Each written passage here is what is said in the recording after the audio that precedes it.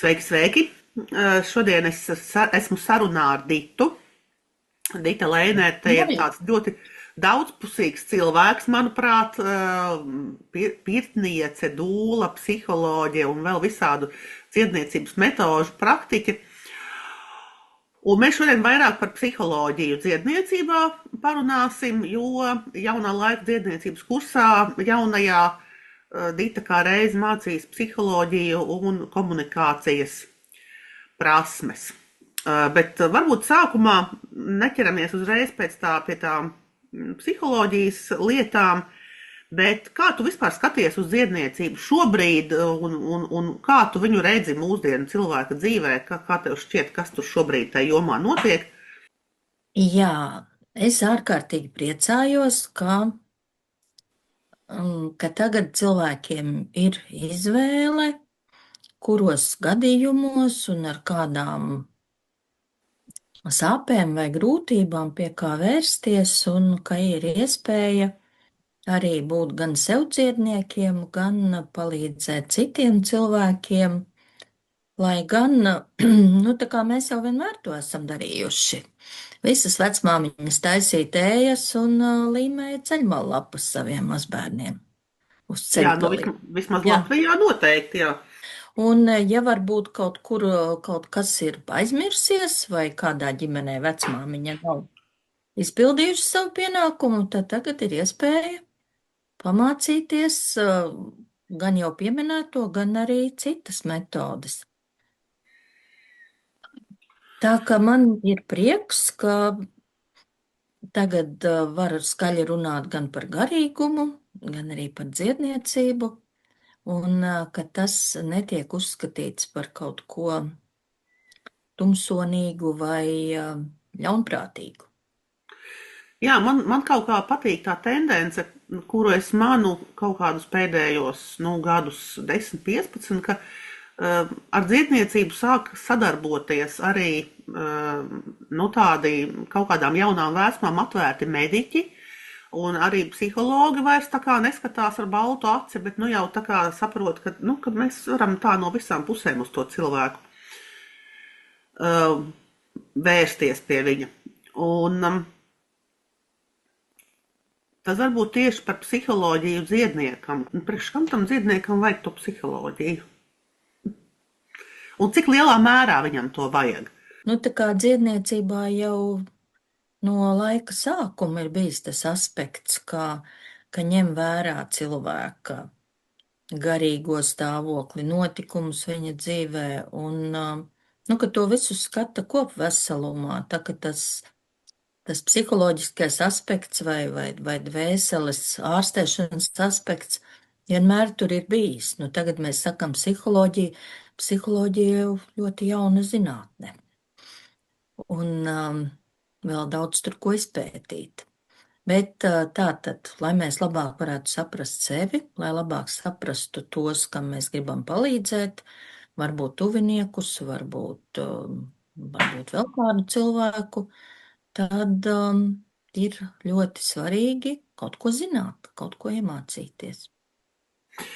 Par psihologiem šai kursā neviens nekļūs, bet kas ir tieši tas, ko tu dosi no visas tās milzīgās psiholoģijas zinātnes jomas, kas ir tieši tas, ko tu esi izvēlējusies, kas būtu dziedniekiem visnoderīgākais? Es gribu padalīties vispirms ar to, kas man pašai ir ļoti interesējis mūža garumā un interesē joprojām, un par ko es esmu priecīgi uzzināt kaut ko vairāk. Viena lieta ir piedzimšana, par ko mēs joprojām visu nesam sapratuši, ne par to, kā cilvēks aizsākas, ne par to, kā tas, kā viņš dzimst, spēja ietekmēt viņa nākamo dzīvi, bet šo to zinām, un par to interesējas gan vecmātes, gan dūles, gan arī psihologi, un tagad mēs kļūstam ar vien tādi humānāki un arvien vairāk izzinām, un arī tas, kā cilvēki piedzimst, ja piedzimst ar vien tādos harmoniskākos, mierīgākos apstākļos, tad varbūt arī viņu dzīve un veselība izvēršas labāk. Un, ja jau par piedzimšanu, tad arī par nāvi, jo tā arī tāda lietiņa, kura neizbēgami Garantēti ar mums jā, notiks. ar mums visiem notiks. Un pavadīt visu mūžu baidoties no nāves, nevis dzīvojot, tiešām nav priecīgi. Un tādēļ, jā, ko esmu par to dzirdējusi gan no cilvēkiem stāstos, gan lasījusi visādās grāmatās, labprāt padalīšos ar jums. Bet kā tev šķiet, cik daudz mēs vispār apzināmies to nāves klātbūtni? Vai nav tā, ka mēs viņus kaut kā izslēdzam, bišķiņ tā vispār distancējamies, jo mēs arī tas vecums mums tā neļoti, mēs tā cenšamies neredzēt šito. Jā, tāda ir. Un tā kā, ja runājam par to, kāpēc tad ir tādas milzīgas bailes, tad kaut kādā ziņā tas arī varbūt ir saistīts, kā jau viss mūsu dzīvē ar bērnību, ar pārdzīvotām varbūt kādām milzīgām bailēm vai draudīgām situācijām, dzīvībai draudīgām agrā bērnībā, kad vēl nav valodiņas un mēs to nevaram atcerēties, bet tās bailes mūsu ķermenis un dvēsele atceras un tādēļ ir cilvēki, ar kuriem vispār šo vārdu gandrīz vai pieminēt nevar. Un, protams, mēs visi pārējie dzīvojam skaistuma, jaunības un pārticības pasaulē un daram visu, lai izskatītos jaunāki un smukāki. Tas pats par sevi ir labi. Kas nemaz tikai, nav ja mēs neizslēdzam arī to dzīves citu pusi, kura mums atgādina, kā jau visu, ko mēs izslēdzam, viņa mums sāk beigās klauvēt pie tā mūsu ķermeņa, mums rodās dažādas kaites, ja, un kuras tīri fiziskā līmenī vairs nelikvidējas, ja, viņas tā neizzūd, jo viņas klauvējas atkal, jo tur ir kam klauvēt. Es ļoti priecājos, ka pasaulē un arī Latvijā attīstās palīdzības sistēma nedziedinām slimiem cilvēkiem, ka mēs negribam ieslēgt slimnīcās vientulībā tos, kam laiks iet uz citu pasauli, ka viņi var būt kopā ar tuviniekiem, izbaudīt pēdējās dienas, un ka arī tuvinieki, bailēs nemok prom, bet viņi spēj pieņemt, ka tā notiek, ka tā tiešām ir nāve. Un pasaulē jau ir visādas brīnišķīgas tradīcijas, kuras tieši tādēļ ir radītas un gadsimtiem ievērotas un pilnveidotas, jo tās ir cilvēkiem palīdzošas. Pa dzīves vidu tur arī visādas krīzes cilvēkiem uznāk, un tagad mums pirmkārt, mums ir palielinājusies tā informācijas aprite. Mēs daudz vairāk zinām, kad kaut kas notiek. Mums liekas, ka pasaulē notiek daudz vairāk visādas kataklizmas, bet man liekas, ka notika jau arī agrāk, tikai mēs par to tā neuzzinājām, ja mums bija 2 avīzes un 1 TV kanāls. Ja. Vēl pirms tam vispār zinājām tikai to, kas notiek mūsu miestiņā, Jā. un pēc mēneša uzzinājām, kas galvaspilsētā. Un jā, mums ir ļoti daudz informācijas, un tās ir visādas tādas druskas, un citreiz jau jāpateicas vecumam un kaut kādam zināmam briedumam, ka to mēs sākam likt kopā un skatīties, kā tā pasaule iekārtota. Vai tā kā brīnīties, ka ar mani notiek krīze, vai dzīves ceļā sastopos ar lielu bedri, vai tā kā pieņemt, ka tas ir taisni brīnums, ka vēl tas bija noticis, jo faktiski agri vai vēlu mēs katrs ar kaut ko satiekamies, mūs katru gaida kāda dzīves tāda dziļāka ieleja, kurai ir kāds noteikts uzdevums. Citreiz mēs to saprotam, bet diezgan ātri. Kad uzkāpjam uz grābekļa, piemēram, citreiz nesaprotam un domājam, par ko man tāds sods. esmu labs cilvēks. Man liekas, ka tas labs cilvēks reizēm ir visai tālu no patiesas cilvēks. Tas, kā mēs cenšamies un gribam būt labi, tas bieži vien ir vēlme būt labam priekš kādiem citiem, pēc kaut kādiem mums iemācītām tādām lietām, kas varbūt tiem Jā. citiem patiešām ir labi, bet vai tas ir patiesi pret mums, vai mēs tajā brīdī tā jūtamies, ja, un tur atkal nonāk tai pretrunā, kuras rezultātā atkal ir kaut kāds krahs. Ja. Nu jā, gribās jau glābt to katru cilvēku un cilvēci, un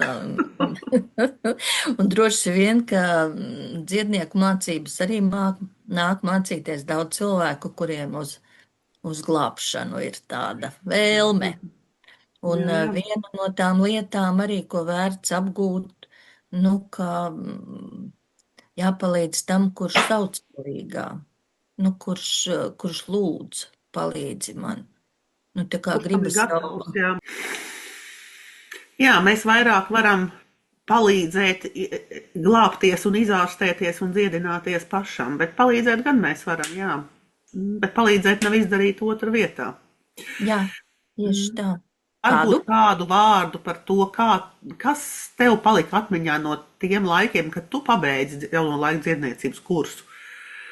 Man vislielākais pārsteigums bija tas, kā mēs tajā mežā un pļavā salasījām sev un otram cilvēkam vajadzīgos augus, jo es nekāda lielā botāniķe neesmu. Protams, es pazīstu tādus populārākos ārstniecības augus un viņus vācu, bet tā, kad es ietu uz mežu un meklētu kādus nezināmus augus, tā īsti nenotika. Un toreiz tavā Marija vadībā, kad mēs tur tos pušķīšus bijām salasījuši, tad ar lielu pārsteigumu konstatējām, ka tie der Bilst. tam bija paredzēts. Tas man bija tāds tiešām liels prieks, kāda mums tā gaišredzība ir. Un, protams, mani personīgi uzrunāja visas vizualizācijas un darbs telpā, jo iepriekš man neskapēc bija tāds, es pati sevi biju ierobežojusi, ka vizualizācijas un kaut ko tādu, to dara ar grupu. Ar vienu cilvēku to nedara. Es nezinu, kāpēc es tā biju izdomājis. Un tad izrādās, ka tagad es varu darīt citādi, un bieži vien tāda vizualizācija palīdz cilvēkam ieraudzīt pašam kaut ko sevī, ko es nekādu nevaru ieraudzīt.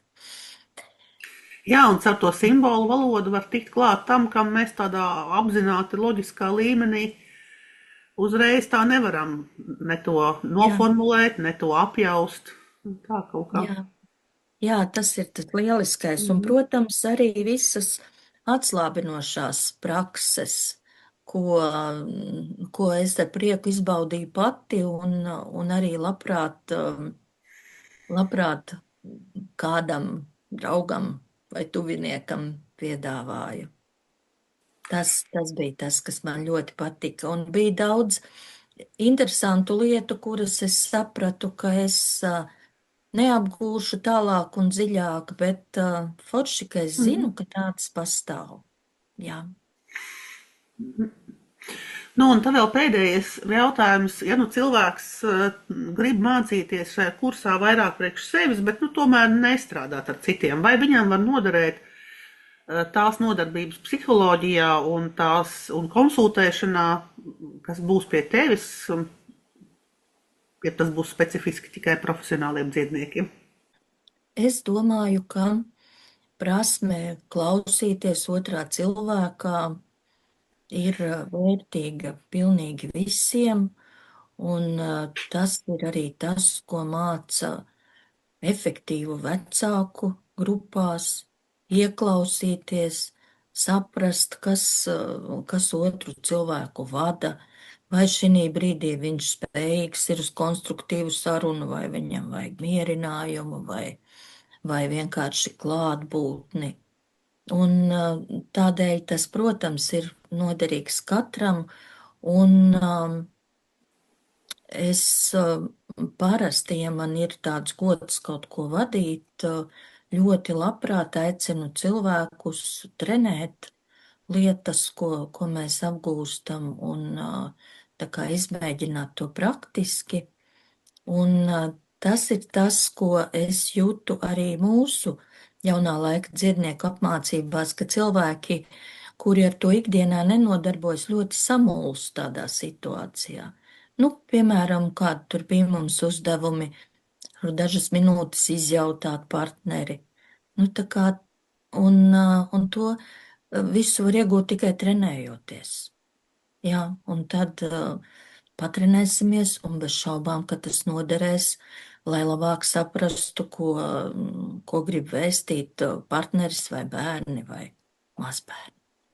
Tad tie, kas nokļūs līdz mūsu kursam, satiks Ditu jau jūnijā. Jā, priecāšos par tikšanos. Paldies, Marija, par iespēju. Paldies!